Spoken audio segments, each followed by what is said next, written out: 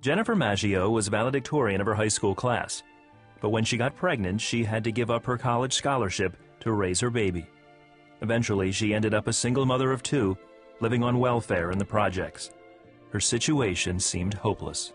I felt like I was surrounded by poverty. That's all I saw. I was at the place where I thought it cannot get much worse than it is in this very moment. I was going to school at night, working full-time during the day, and just was overwhelmed. There was no one else that I could lean on financially. Literally had nothing and was scraping pennies to get by. Then one Sunday, Jennifer heard a message in church. Pastor preached a sermon on tithing. And I kind of rolled my eyes as the pastor began to preach this, because I thought, Lord, I have no money. I am barely able to make ends meet. I'm living in government housing right now, and I'm using government assistance to feed my kids. And you're talking about tithing. But the thought would not leave my mind. That sermon would not leave my thoughts.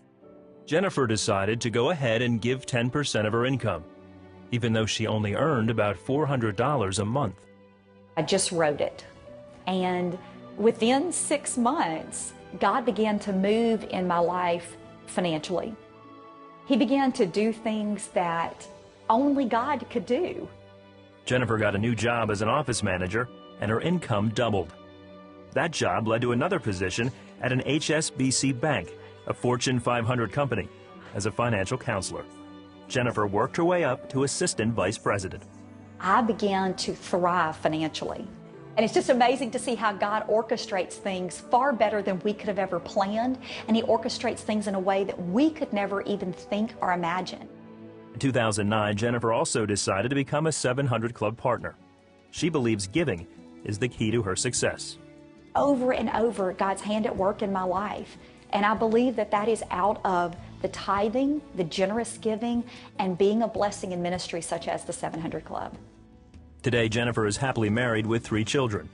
She and her family are thriving, even though Jennifer left her corporate job to devote her time to helping single mothers. My conversation so many times is about giving, and the conversation inevitably leads to, but Jennifer, I only have one income, and I have 2 or 3 children that I'm raising, and I have all of these obligations that I have to meet financially. I don't have the money to tithe. I can't tithe. And I will say to them, you cannot afford not to tithe.